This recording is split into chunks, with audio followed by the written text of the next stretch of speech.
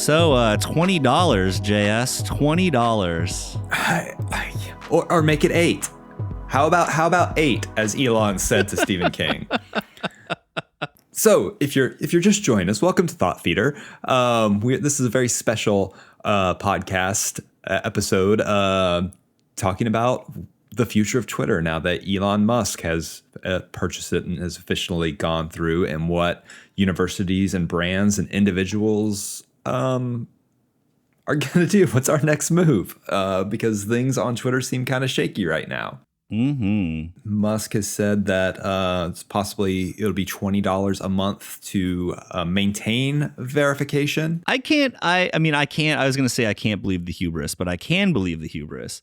But I think it's almost funny, if it weren't so sad, that Elon Musk thinks that celebrities with blue checks, especially like the ones that actually have like huge followings, care enough about Twitter or think Twitter is more valuable to their brand than, a decade or whatever of. Well, it's the $20 a month to Stephen King is nothing, right? Right. But it's the principle. The principle of it, like the fact that people come to Twitter because the content is there and you're charging somebody who's making that content.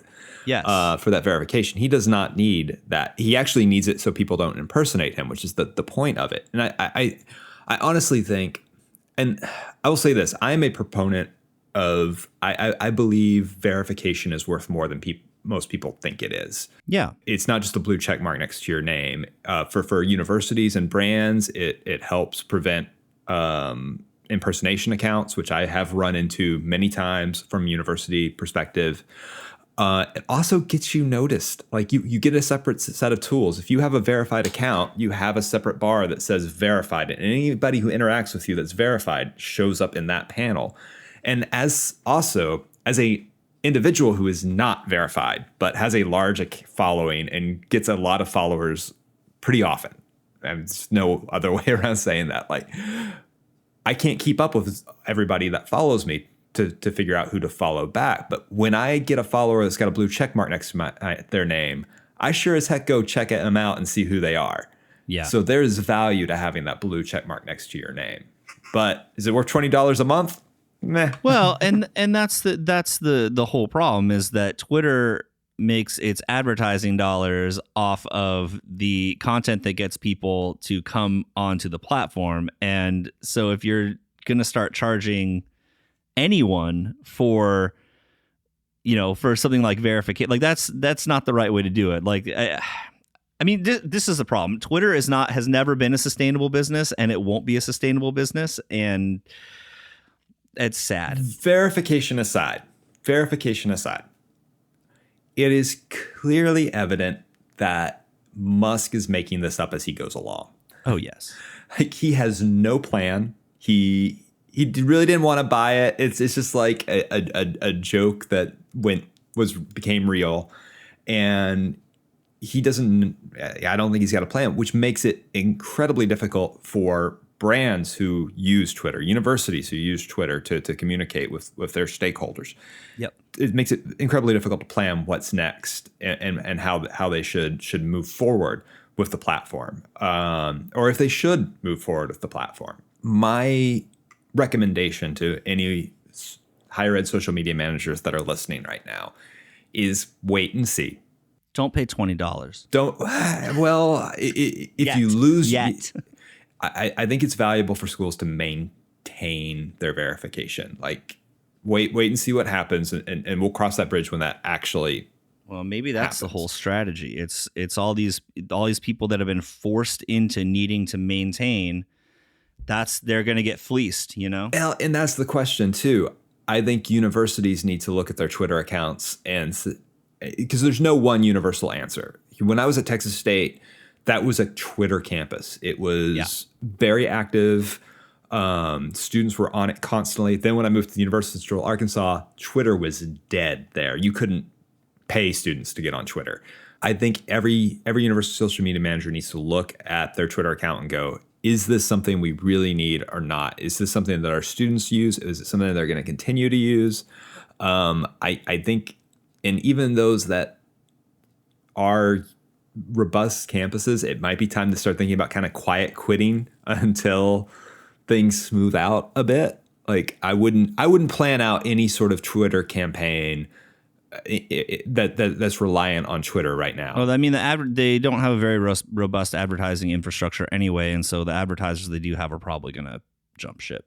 Here's a question though: now that verification is pay to play, what stops any old person from impersonating you if they pay the $20 to get a blue check mark? And that comes back to the wait and see, because we don't know what that's going to look like yet. From what it looks like to me, it sounds like it's $20 to maintain. Yeah, so it's probably like $1,500 to register or something. Right, or who knows? It might be like it almost feels like, you ever get your name in one of those like who's who directories? Like, no, you're listed in the who's who of top students in the United States. Please pay us $300 to secure your copy of the book. You know, that's what it feels like to me. Like, oh, you'll get verified, but it also comes with a bill.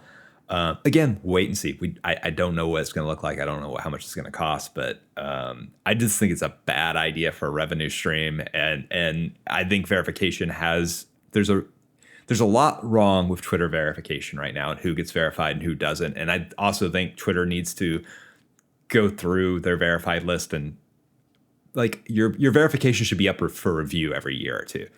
But charging people for it is just not it. Yeah.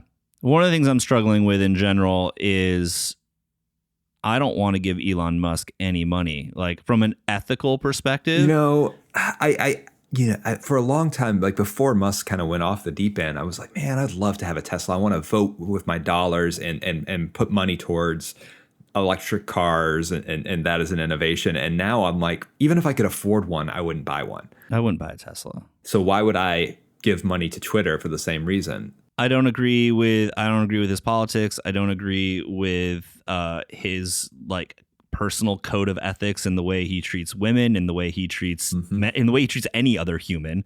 Honestly, in the way that he handled firings of the staff at Twitter. Like, I'm a Twitter Blue subscriber, which I think you are too, JS. Like, I don't really want that $3 or whatever it is. It's not worth it. Like, it's at not. this point, because I don't want that cash going into his coffers. And like I like personally, I think that's one of those things that we're thinking about at Bravery Media is Kevin or Carl, our producer here on the show. He and I were talking about this and trying to figure out what to do, and we still have some deliberation to do. But like, how can a university or an organization that subscribes to a certain ethical position or morality like reasonably make the decision to like continue with this platform when the money is going to someone that is I think actually kind of evil in the world? But like, we struggle with that. I mean, Meta, like,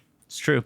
Zuckerberg is, I would honestly say, worse in many ways. I think they're probably about the same. They have very similar destabilizing of democracy bents in the way that they operate. But yeah, it's just now Musk actually has a social platform to execute on or destroy. But we'll see what happens. But also as a utility, like, throw marketing for your university aside. Not even think about that. Think of it as a communications tool for not just students, like public. Yeah. It is incredibly valuable, and you need to maintain it somehow. So you kind of have to balance that of like, and we've always talked about this. It's said about social media, you're building your house on borrowed land. Yep. But the land is so valuable. You need to be in that space somehow. I don't have a solution. Like I keep saying, it's a hard one. It's like, let's see what happens. Evaluate what, where your school stands and how much you need Twitter, what other options you have. Are your students active on other networks? A lot of people are pointing towards Discord, and I think Discord opens up a whole other heap of problems, and it doesn't provide the same. There's a unique utility that Twitter has that no other social platform does. Yeah, and I think that's the only reason why it's stuck around. Like, considering the Web 2.0 social networks that have stuck around, like and haven't changed that much. Like Twitter had longevity. I mean, I think that's why I'm so like kind of heartbroken. I don't know. That's probably an exaggeration. Maybe it's why I'm so pissed off that Elon Musk bought it, was because it's the platform that I've been on the longest. You know, when the MySpaces and Friendsters of the world all went away. If anyone else had purchased Twitter, it would have been very different, because I would say, like, okay, even if Zuckerberg bought it, I'd be like, you know what? At the end of the day, they're going to want to keep it from. They're not going to want to lose their investment, right? Yeah. They may do things to try and make money or whatnot, but at the end of the day, they're going to try and keep those users there. With Musk, he's such a wild card. Like, the guy could drop $44 billion, still be okay. So, like, to him, he could just play around with it, which is totally evil, because people's livelihoods depend on Twitter. It's a whole company of people who worked very hard and are very talented. And he could just, you know, he bought it as a joke. He could shut it down as a joke. Like, yep. He's the meme CEO. Like, I'm very nervous about it. I love Twitter. It is my home on the web. But I'm looking at other platforms. I'm spending more time on LinkedIn, which I don't like as much as Twitter, because Twitter, I can talk about social media marketing one tweet and then talk about comic books or make a dumb joke the next. I can't really do that on LinkedIn, and I don't want to be on camera on TikTok every day. Right. So, like, there's something special about Twitter, as it's like the one remaining network where you can just put words, you know, just text, and if they're good enough, you can grow. Maybe another place on the web will develop. You know, every time something like this happens, people are like, "Oh, I'm going over to Mastodon," but it's not sticky. It's a clone. It's just not a very good clone, and and there's no one there. So yeah, no real actual advice other than, like, all you can do is wait. You have to ride out the Elon storm, tropical storm Elon. But, you know, do explore other platforms and make sure that you've got strategies in place for if there is an eventuality where Twitter just implodes and gets shut down. Because, you know, we want to be more proactive than reactive as much as we can. Man, start looking at those Facebook pages again. Oh, no.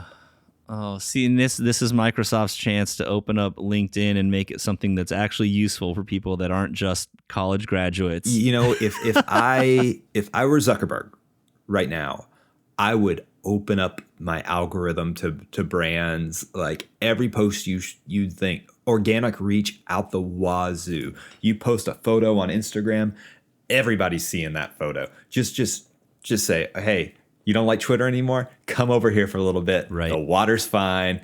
Here you go. And people would flood out of Twitter. It's true. Really. That's why I should be CEO of Facebook, right? That is exactly what you wouldn't want that job. But no, I would not. I'd like the money. But so yeah, I wish I had better advice for our listeners. But I think, one, don't panic. It feels like you should. Like, don't just shut down your Twitter in protest right now. I step back from it for a little bit, see what happens, and then go from there. I mean, that's all we can do. I'd love to, like, say, yeah, just quit and protest and leave, but it's just, there's still utility there, and we got to wait it out. Well, thanks for listening. This was a special short edition of. And I just hit 25,000 followers on Twitter. Oh, well done, JS. Just in time for just in time for it to collapse. If you like the show, you can find us on Apple Podcasts and Spotify and Stitcher and Amazon and Google and everywhere else. So we would love a review. Share it with a friend if you think they would like it. And you can visit thoughtfeederpod.com. And, you know, if you really want to follow us on Twitter in these dark, dark days, we are at ThoughtFeedPod. JS, good to see you. Good seeing you as well.